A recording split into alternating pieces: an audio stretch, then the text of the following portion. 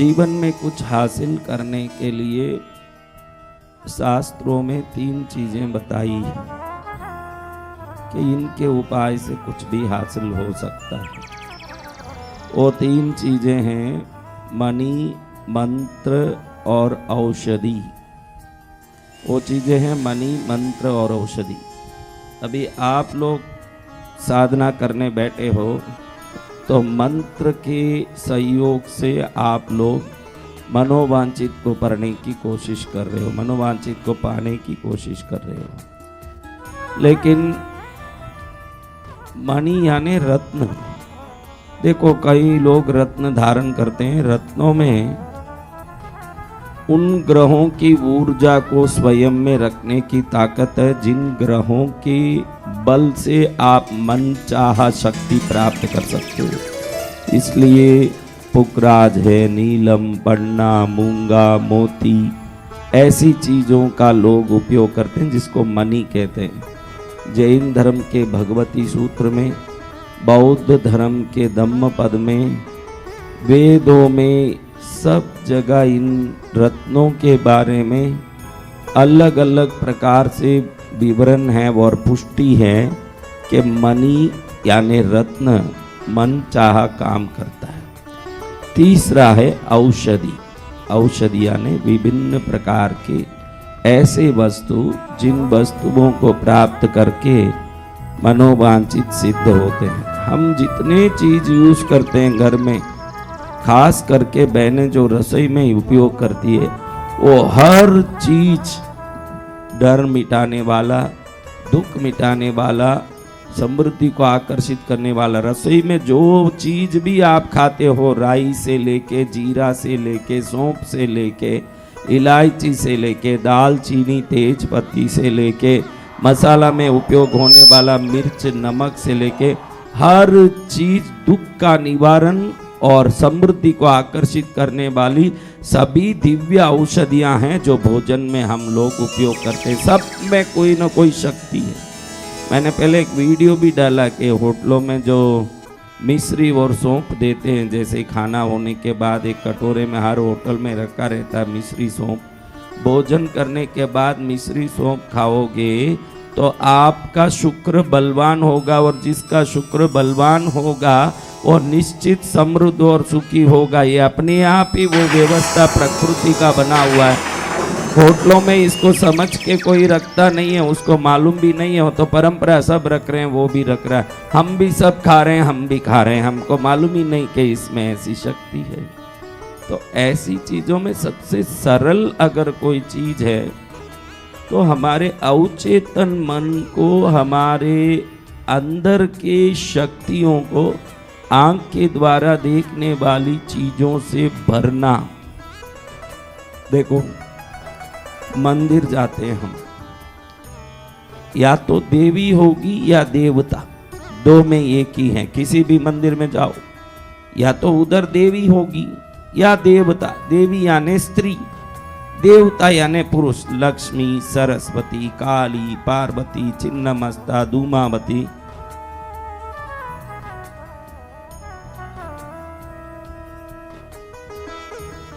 कितनी देवियां हैं बताओ? विजया, जया, अजिता, पराजिता, शिवा, गौरी, रंभा, वैरोट्या, प्रज्ञप्ति, भद्रकाली, काली, महाकाली, शिवंकरी, शंकरी, पद्मनेत्रा, हिमवतनया, लक्ष्मी, दूती, मति, भुवनेश्वरी, अंबिका, अन्नपूर्णा, श्री विद्या, त्रिपुर सुंदरी, भगवती, भवानी, मातंगी, राजमातंगी, भैरवी, त्रिनेत्री, शक्ति, हिंगुला, हिंगोली, बागबादिनी, शारदा, सरस्वती, सत्यदेवी, ज्वालामुखी, बालापीठा, शाकंबरी, शीतला, तोतला, भद्रा, वज्रा, कुष्मांडी, चक्रधरा, चामुंडी, महामाया, गायत्री, विश्वविख्याता, शुतदेवी, जिनवानी, विद्या वर्धमानी, नागकुमारी, कात्यायनी, कुंडलिनी, मधुमती, रेमकारी, आई, माई, दुर्गा, भोगी, चानंदकरी, भरदानंददायिनी, नित्या, ब्रह्माणी, बागबली, सिंहमराला, समारूढ़ा, एकाक्षरी, द्वयाक्षरी, त्रयाक्षरी, चतुराक्षरी, पंचाक्षरी, षडाक्षरी, सप्ताक्षरी, अष्टाक्षरी, नवाक्षरी, एकदशाक्षरी, पंचदशाक्षरी, षोडशी, पराषोडशी, महाषोडशी। कितनी होगी देवी? अब ये जितनी स्त्रियां बैठी है, भगवान ने सबका अंग समान बनाया। देवी यानी देवी, देव यानी देव। अब इनमें फर्क क्या आप देखेंगे तो मालूम पड़ेगा कि देवताओं के हाथ के अस्त्र शस्त्र है ना, देवी तो सब देवी ही है, स्त्री यानी सब स्त्री, पुरुष यानी सब पुरुष। अब इसमें भेद क्या है उनकी शक्ति का? वो भेद है उनके वाहन, आसन और अस्त्र शस्त्र का, इसमें भेद है। कोई भी देवता देखिए, देव यानी देव, शंकर जी ले लो, पंचमुख है शंकर, लेकिन वैसे हम दिखाते हैं एक ही मुख। ब्रह्मा जी ले लो, पुरुष यानी पुरुष, स्त्री यानी स्त्री। उनमें फर्क क्या है? उनके हाथ के अस्त्र शस्त्रों में फर्क है, उनके आसन में, वाहन में फर्क है। और ये बहुत बड़ी चीजें हैं जो आपके दिमाग में आंखों के द्वारा अंदर जाके आपके अंदर पूर्व जन्मों के सोए हुए शक्तियों को जगाने का काम ये अस्त्र शस्त्र, आसन, वाहन, इन सब में एक एक शक्ति है। मैं आपको लिख के देता हूं, देखिए ये भैरव, भैरव के 8 स्वरूपों में एक स्वरूप है। इस स्वरूप में उनका वाहन क्या दिख रहा है आपको? बोलो जोर से, क्या? घोड़ा। हाँ, घोड़ा दिख रहा है, दिख रहा है ना घोड़ा?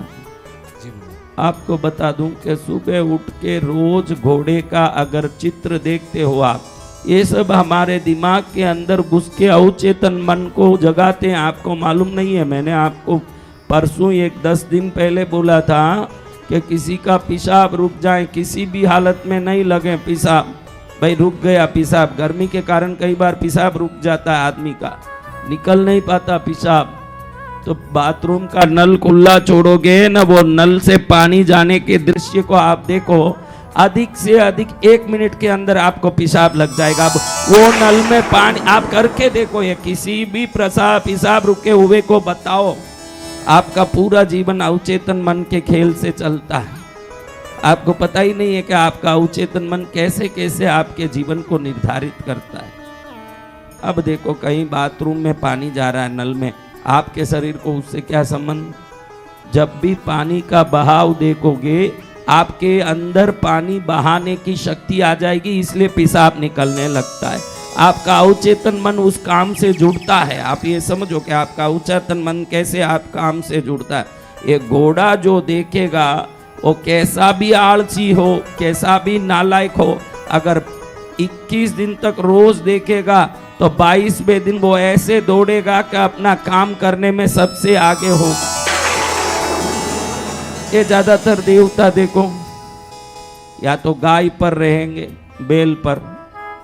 शिव जी देखो किस पर बैठे हैं, या तो लक्ष्मी जैसी देवी को देखो हाथी पर रहेगी, गजलक्ष्मी, या तो हाथी पास में रहेगा। ये सब चिन्ह आपके अंदर जाके आपके अंदर के जन्मों की कोई संबंध को जगाते हैं। ये सब शक्तियां,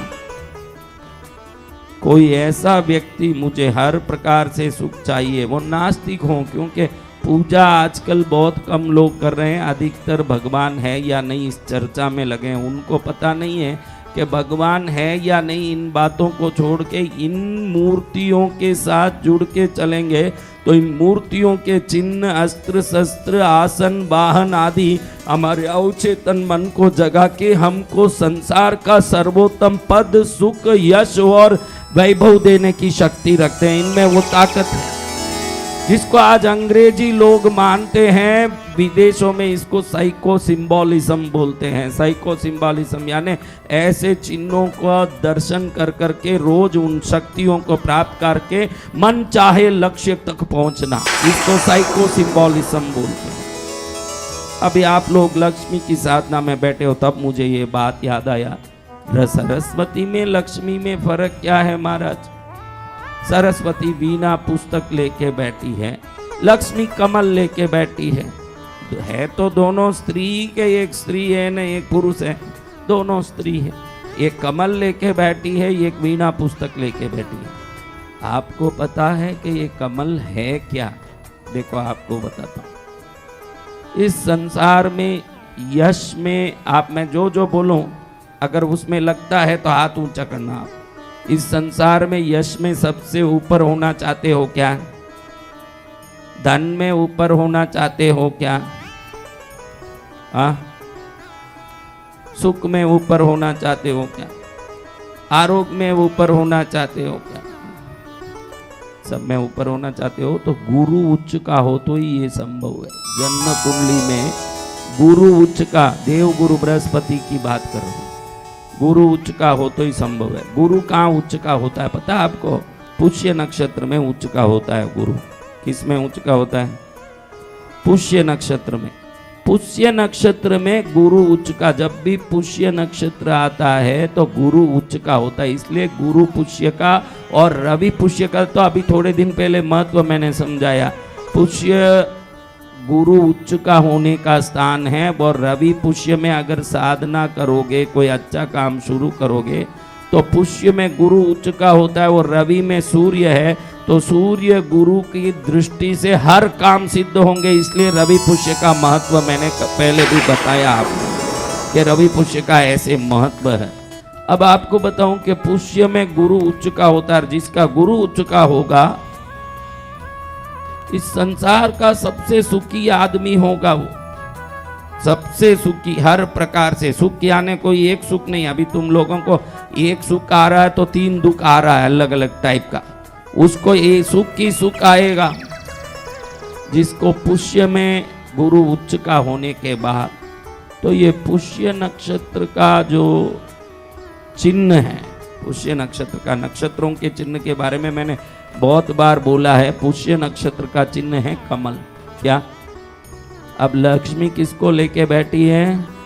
तो ये लक्ष्मी के हाथ के कमल का दर्शन करते हो तो अपने आप आपका गुरु उच्च का होता है। ये लक्ष्मी की सिद्धि है। इसलिए लक्ष्मी के हाथ का कमल को अगर देखोगे, हरदम कमल देखो, देवों के चरण में कमल चढ़ता है, क्योंकि कमल चढ़ाने से, देखने से, पूजने से आपका गुरु उस चिन्ह से जुड़ता है। वो चिन्ह नक्षत्र से जुड़ा है।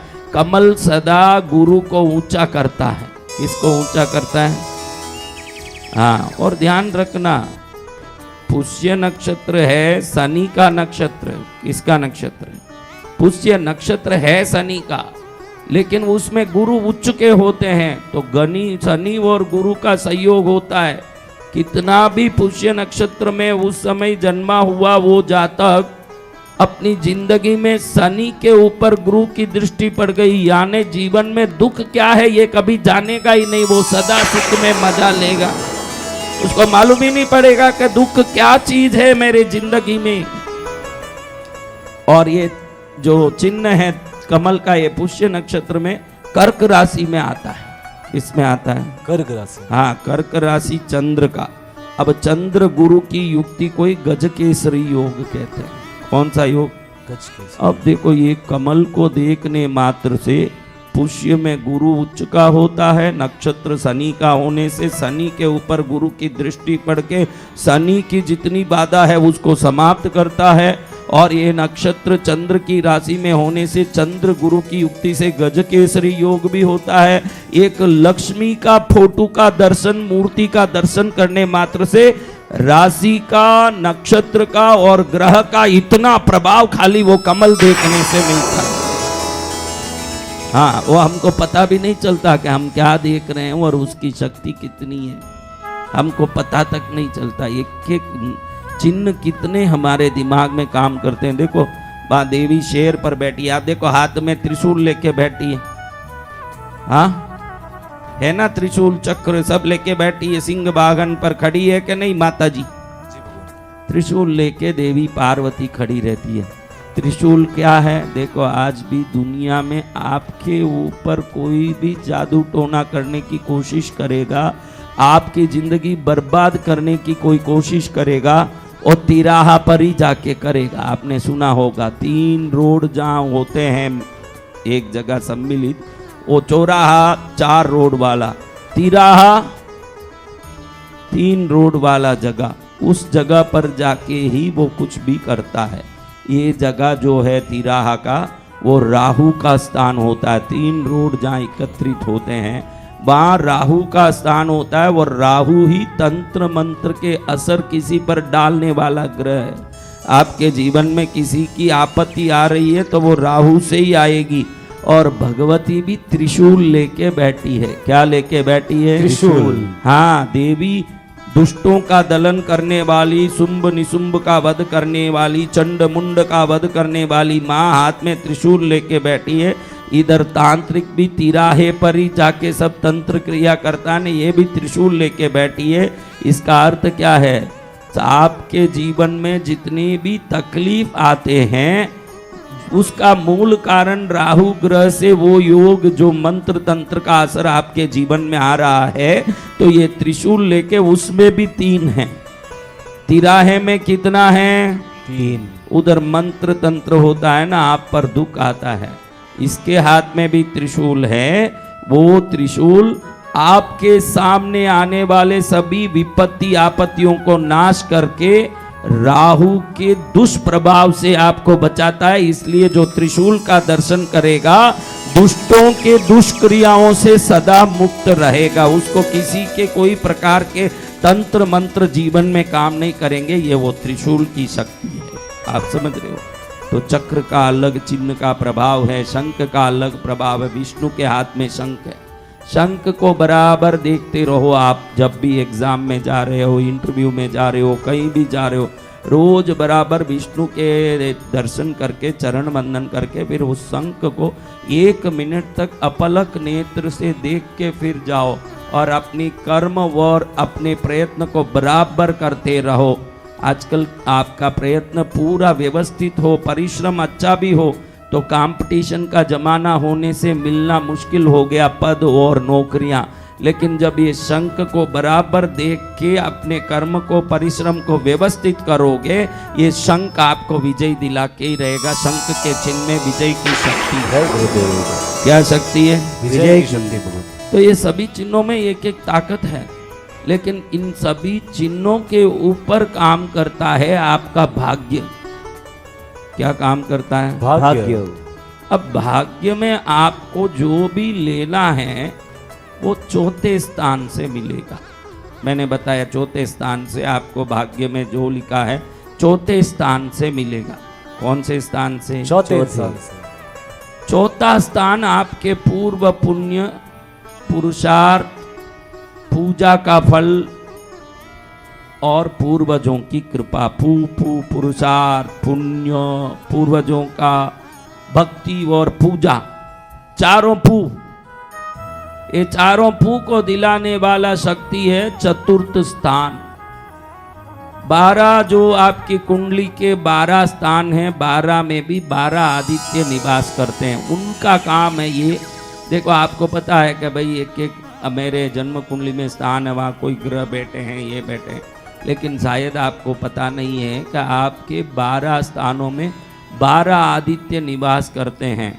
वो 12 आदित्यों का काम है कि आपने पूर्व जन्म में कोई अच्छा काम किया है तो उसका पुण्य आपको देना, आप पूजा कर रहे हो तो उसका पुण्य आपको देना, आप पुरुषार्थ कर रहे हो तो उसका फल आपको देना, आपके पूर्वजों ने कोई अच्छा काम किया है तो वो काम का संचित पुण्य, जो अभी देखो कई लोग दान धर्म करते हैं और दान धर्म करके वो मुक्त हो जाते हैं शरीर से, तो वो अगला जन्म लेके वापस उस पुण्य को भोगने के पहले पितृलोक में पड़े रहते हैं। जब तक वो पुण्य संचित रहता है, वो पुण्य उनके आगे की पीढ़ियों में काम करने लगता है। वो पुण्य को ये आदित्य देते हैं आपके पास।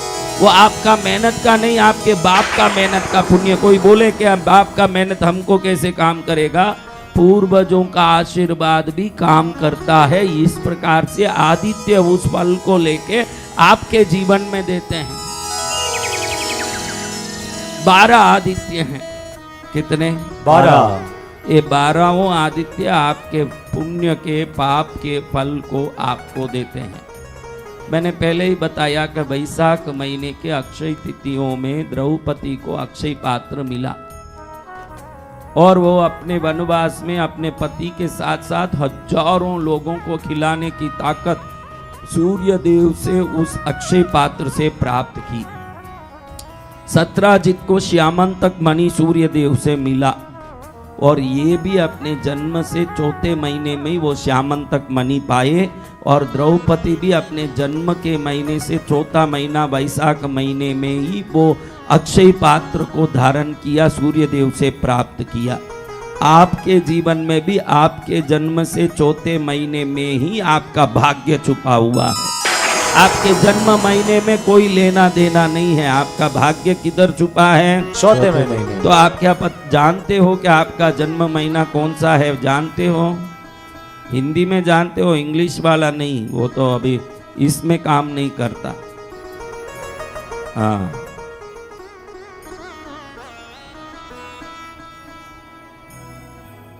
कौन जानते हैं? तो आपके महीने से चौथा महीना कौन सा है? वो आदित्य का, अगर रोज 108 बार उस आदित्य का जाप करोगे, 21 दिन में देखोगे कि भाई मेरे सोए हुए भाग्य जग रहे हैं और मेरे अंदर वो कुछ शक्ति आई जो आज तक मेरे जीवन में नहीं है। वो काम हो रहे हैं जो आज तक नहीं हुए, वो शक्ति आ गई जो आज तक नहीं था, वो चीजें आ रही है जो आज तक मेरे जीवन में नहीं आई। इसको भाग्य आदित्य कहते हैं। चौथे आदित्य को भाग्य आदित्य कहते हैं। बेटे हाँ, बहुत अच्छा महाराज, आप तो बता दो, हम तो काम में लगना है हमको, बाकी चीजें हमको क्या, हमको तो क्या करना है? काम में लगना है। काम में यानी किस काम में? हाँ? तो अब महाराज उस आदित्य के बारे में हम देखते हैं कि हमारा आदित्य कौन है। जिसको जानकारी नहीं हो वो जान, कई लोगों के जन्म कुंडली नहीं उनको पता ही, कई ऐसे पुराने हमारे बुजुर्ग लोग हैं जिनको अपनी जन्म कुंडली के बारे में या कुछ पता नहीं है कि भाई कब जन्मे। कई लोगों को पुराने बुजुर्ग मेरे पास माताएं पुरुष आके कहते हैं, गुरुदेव हमको तो जन्म तारीख जन्म महीना ही पता नहीं, हमारे पास कुंडली ही नहीं है। ऐसे कई लोग कहते हैं। वो लोगों के लिए जिसको जन्म कुंडली का पता ही नहीं है, वो 12 आदित्य का नाम 12 बार बोल लिया करें पूरा ही। उसमें एक तो तुम्हारा चौथा आदित्य होगा ही ना भाई, कहाँ जाएगा वो, कहाँ छुपा रहेगा? उस 12 में ही है। 12 पूरा 12 का भी बोलोगे तो हर स्थान का फल देगा। 12 आदित्य का 12 बार नाम ले लोगे जिस पूरा, तो हर आदित्य एक एक स्थान पर एक एक प्रकार से शक्ति डालता है। कोई लाभ स्थान में शक्ति देता है, तो कोई मृत्यु स्थान को बल देता है ताकि आयु वृद्धि हो। 8वां स्थान मृत्यु स्थान है आपका, काल स्थान है। तो वो काल स्थान में ये 8वां आदित्य बल देता है ताकि अपमृत्यु नहीं हो, कोई विपत्ति नहीं आए, कोई संकट नहीं आए। तो हर आदित्य का एक एक काम है। 12 ही आदित्य का सुबह उठ के रोज 12 बार अगर नाम ले लिया जाए, 12 बार, तो निश्चित पूरे कंप्लीट पैकेज के साथ आशीर्वाद हमारे को प्राप्त हो जाता है, और पूरा आशीर्वाद का एक पैकेज हमारे लाइफ में आ जाता है। तो अब वो आदित्य क्या है और कैसे है, मैं खुद अभी उस दिन बोर्ड में लिखा था, कोई माता जी ने या हमारे भाई जो पहले पुलिस कंट्रोल में थे, वो पुलिस वायरलेस कंट्रोल वाले भाई लिखे थे, लेकिन मैं खुद अभी इसको कंट्रोल में लेता हूँ। जयकारा गुरुदेव का, जय जय गुरुदेव।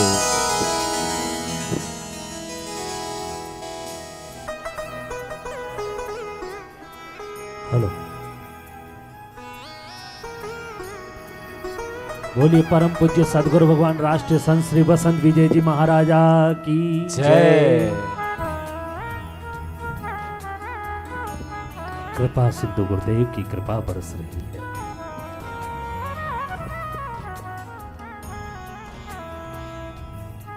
और उस कृपा में हम सभी निहाल हो रहे हैं।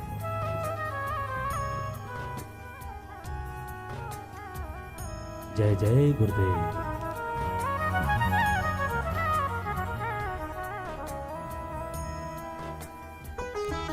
बोलिए पद्मावती मात की, बोलिए भैरव जी महाराज की जय।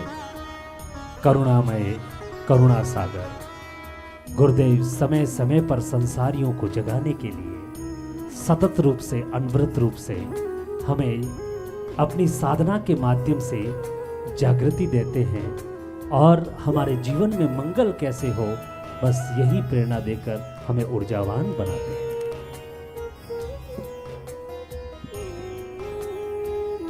ये चौथा स्थान है। चतुर्थ आदित्य आपके भाग्य के चीजों में क्या क्या कंट्रोल करते हैं। पहले पुरुषार्थ। पुरुषार्थ यानी क्या? पुरुषार्थ यानी क्या बच्चों? मेहनत। पूर्वजों की कृपा, क्योंकि सूर्य ही सभी पितृलोक के अधिष्ठायक सूर्य देवता है। सूर्य लोक के आदित्य रोशनी को ही पितृलोक कहा जाता है। पिता यानी सूर्य, माता यानी चंद्र। पूजा फल, जो पूजा किया है उसका फल भी सूर्य ही देते हैं। इसीलिए मैं कहा आंकड़े के गणपति रखोगे तो आंकड़ा सूर्य का होने से वो गणपति की मूर्ति आपके आज तक किए हुए सभी आराधना का फल और आज जो कर रहे हो वो फल भी आपको देगा, वो गणपति देगा, आंकड़े का गणपति देगा। जय हो।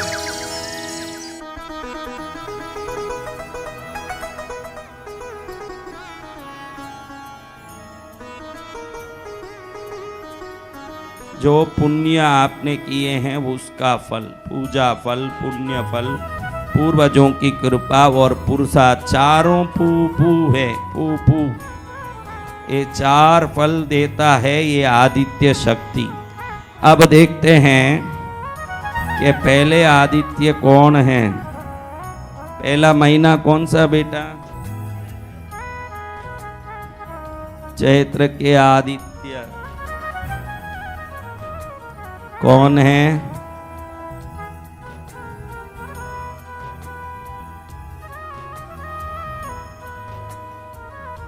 इसके ऋषि हैं, इनको प्रणाम करना। आपके जो शक्ति देने वाले गुरु हैं ये पुलस्त्य ऋषि हैं, चैत्र महीने के। अपने महीने से चौथा महीना चैत्र आ रहा है तो ठीक, नहीं भी है तो 12 को भी प्रणाम करते समय धाता नाम के आदित्य। देखो सूर्य हर महीने में एक रूप और एक नाम से पूजे जाते हैं। हम ऐसे जनरली ऐसे कह देते हैं सूर्य देवता, लेकिन चैत्र महीने में उस रूप का नाम है धाता। क्या नाम है? धाता। धाता नाम से पूजोगे आपका काम करोड़ गुना सिद्ध होने की शुरुआत करेगा।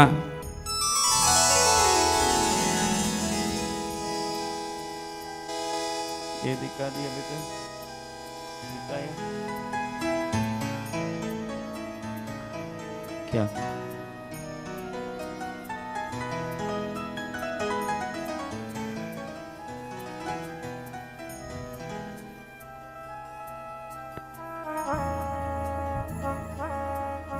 आप YouTube में देख लेना, जो दूर से देख नहीं पा रहे हो उसमें सब दिखता है।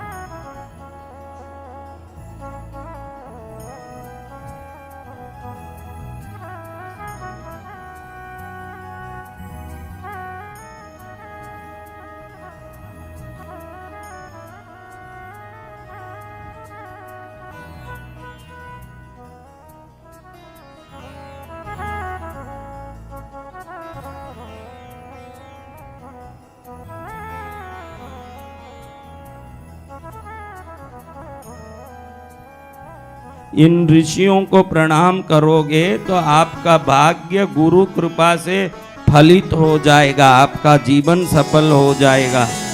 ये ऋषि आपके भाग्य स्थान के ऋषि हैं और ये आदित्य आपके भाग्य स्थान के आदित्य हैं, जिनका चौथा महीना आ रहा है।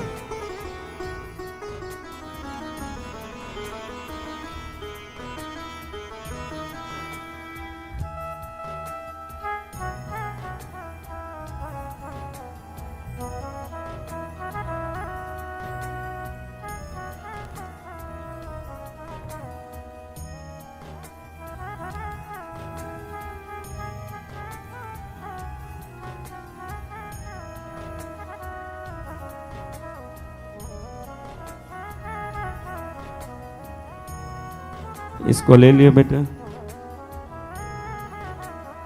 इसको मिटा दो।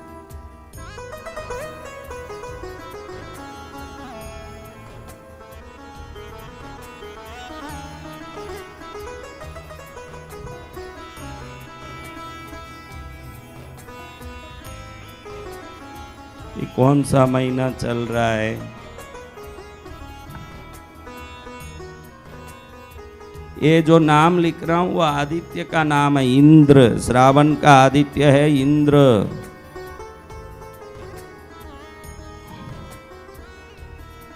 अंगिरा ऋषि, इनको याद करना। कल्याण कल्याण का आशीर्वाद कौन देते हैं? अंगिरा ऋषि दे रहे हैं। सावन के बाद कौन सा महीना आएगा? गणेश चतुर्थी आएगी। बजाओ ताली, कितना अच्छा आएगा गणेश चतुर्थी। जय गुरुदेव। और गणेश चतुर्थी में कहाँ रहना है हम सबको? बठिंडा। बठिंडा भगवान, पंजाब पंजाब चलेंगे। पूज्य गुरुदेव के साथ आनंद आएगा। इंक कम होता है।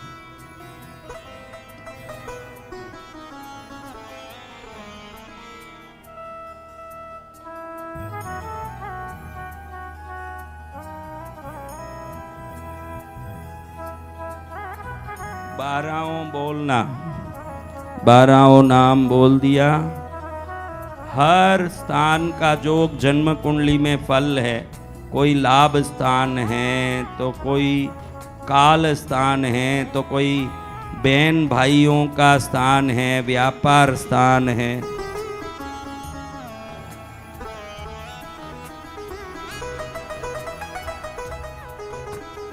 किस किस को दिखा?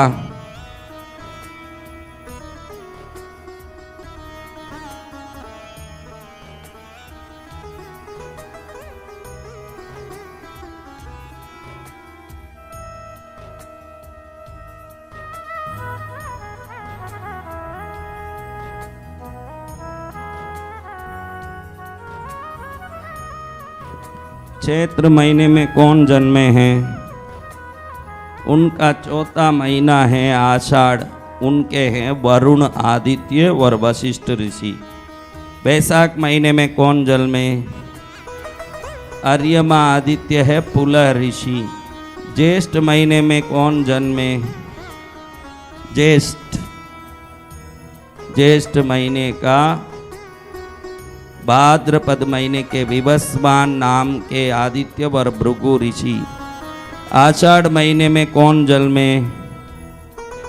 उनको पूषा नाम का आदित्य वर गौतम ऋषि। ऐसे श्रावण महीने में कौन जन्मे? उनको कार्तिक महीने के पर्जन्य नाम के आदित्य वर भरद्वाज ऋषि। ऐसे सबका आ रहा है और 4 लिखना है ना।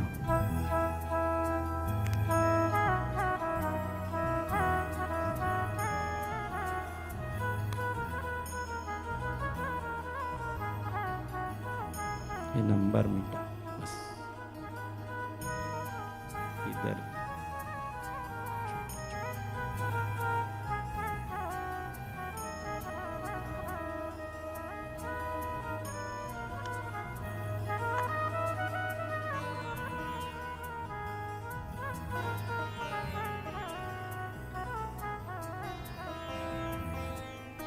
मार्गशीर्ष,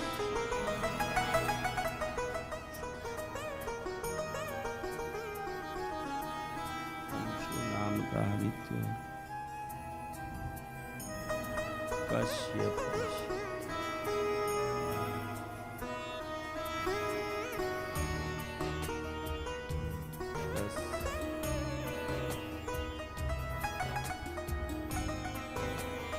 पोष में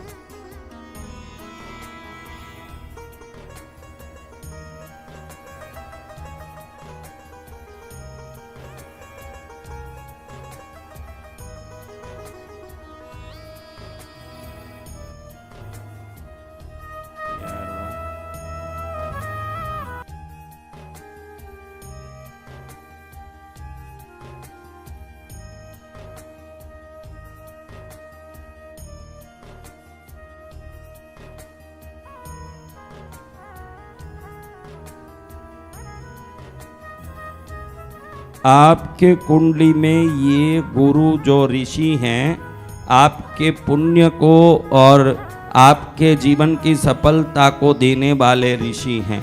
इन ऋषियों का ध्यान करके सुबह में 3 बार नाम लेके कभी भी उठ के कोई भी काम में जाओगे, ये ऋषि आपके सभी कार्यों को सिद्ध करने वाले बनेंगे, जीवन सफलता को प्राप्त करेगा।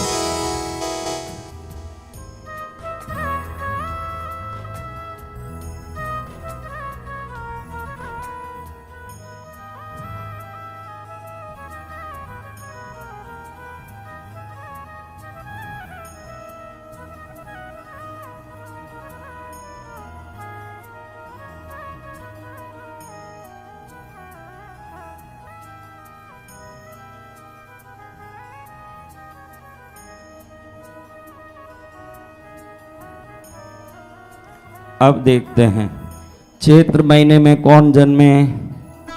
उनका हमने देखा वरुण, आदित्य और वशिष्ठ ऋषि। वैशाख महीने में जो जन्मे हैं उनका हमने देखा इंद्र नामक आदित्य, अंगिरा ऋषि।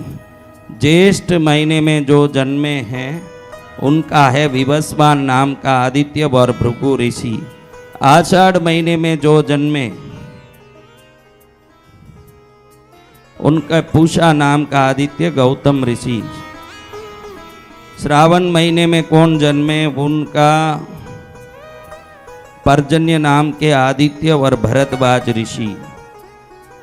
और भाद्रपद महीने में जो जन्मे हैं उनके अंशु नाम का आदित्य, कश्यप ऋषि।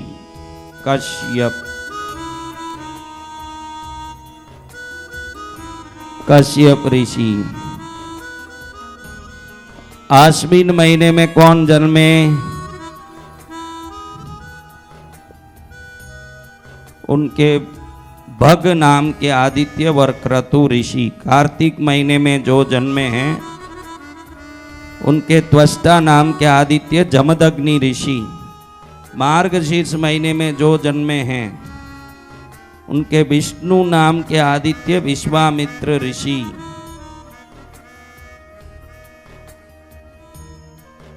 पौष महीने में कौन जन्मे,